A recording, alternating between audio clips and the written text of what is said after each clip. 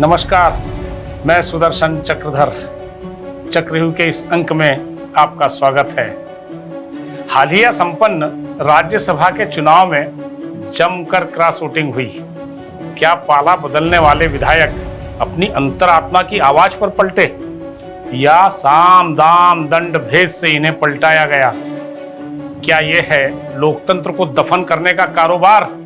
और क्या बीजेपी डकार लेगी हिमाचल की भी सरकार? आइए जानते हैं। भारतीय लोकतंत्र पर सियासत के गिद्ध मंडरा रहे हैं, तभी तो लोकतंत्र को दफन करने का कारोबार हिमाचल से लेकर उत्तर प्रदेश में दिखाई दे चुका है। ये गिद्ध भगवाधारी दिखाई देते हैं, जो छोटे या बड़े किसी भी चुनाव को खरीद फरोख्त की मंडी में तब्दील कर देते हैं और जैसे ही किसी सफेद पोश दलबदलू का शव इन्हें दिखाई देता है, तुरंत उस पर बेरहमी से टूट पड़ते हैं, विभिन्न कोनों से उसको नोचते हैं और फिर डकार कर फुर से उड़कर सत्ता के बुर्जों पर बैठ जाते हैं। और यही इन गिद्धों का राष्ट्र धर्म बन गया है। इसका ताजा तरीन नजारा हिमाचल और उत्तर प्रदेश जैसे राज्यों में हालिया संपन्न राज्यसभा चुनाव में हुई क्रॉस वोटिंग में देखा गया है। इसकी शुरुआत हालिया संपन्न राज्यसभा चुनावों से हुई। पर्याप्त संख्या नहीं होने के बाद भी भाजपा ने 3 राज्यों यूपी, कर्नाटक और हिमाचल प्रदेश में अतिरिक्त प्रत्याशी उतार दिए और ये प्रत्याशी घोड़ा मंडी के दलाल से कम नहीं थे। मसलन यूपी में जिस संजय सेठ को उतारा गया, वे पूंजीपति हैं और लोकतंत्र की मंडी में मौजूद घोड़ों को खरीदने की क्षमता रखते हैं।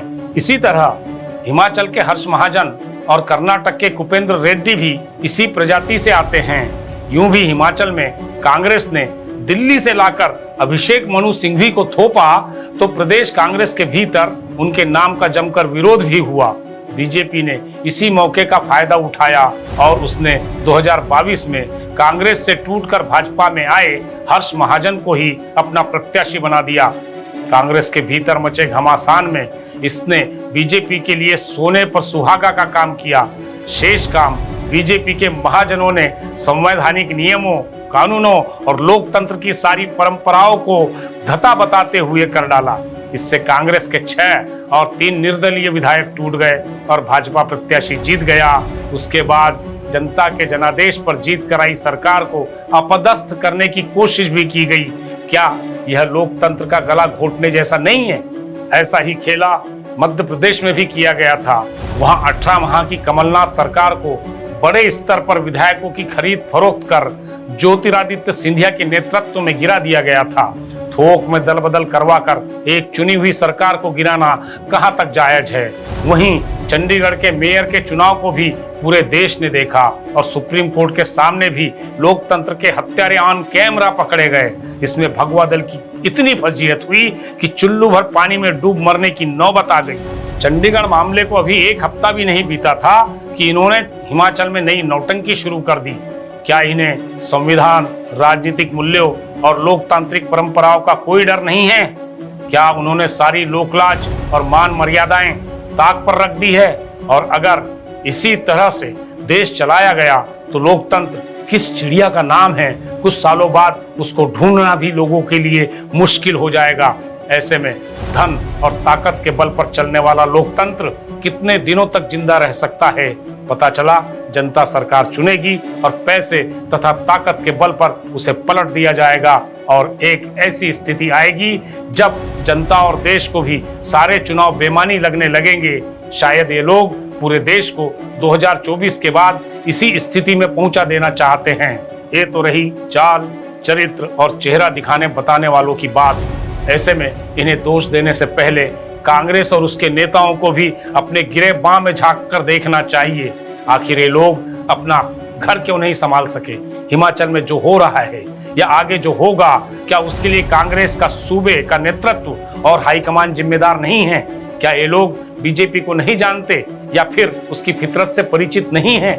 इनके 6+3 निर्दलीय यानी कुल 9 विधायक बीजेपी उड़ा ले गई।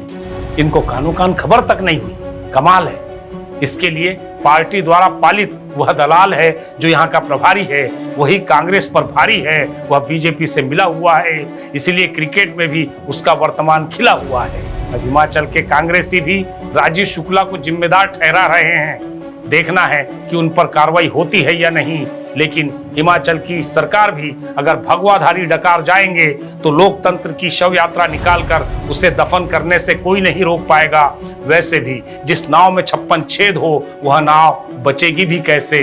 राज्यसभा चुनाव में हिमाचल में कांग्रेस के 6 और 3 निर्दलीय विधायकों ने क्रॉस वोटिंग कर अपना मत भाजपा के पाले में डाला। फिर किसी तरह सरकार बचाने की कवायद कांग्रेस द्वारा शुरू की गई, जो आखिरी में बचा भी ली गई, लेकिन यह कब तक बची रहेगी कोई नहीं जानता। आशंका है कि कहीं बीजेपी हिमाचल की सरकार भी डकार न ले। हालांकि अयोग्य घोषित कांग्रेस के 6 विधायकों ने सुप्रीम कोर्ट का दरवाजा खटखटाया है, इसलिए हिमाचल में आगे कुछ भी हो सकता है। भले ही कांग्रेस के लिए फिलहाल हिमाचल का संकट टल गया है, लेकिन जल्दी ही भगवाधारी दूसरा हमला कर सकते हैं। तब तक करिए इंतजार और देखते रहिए हिमाचल की गड्ढम गड्ढ सरकार।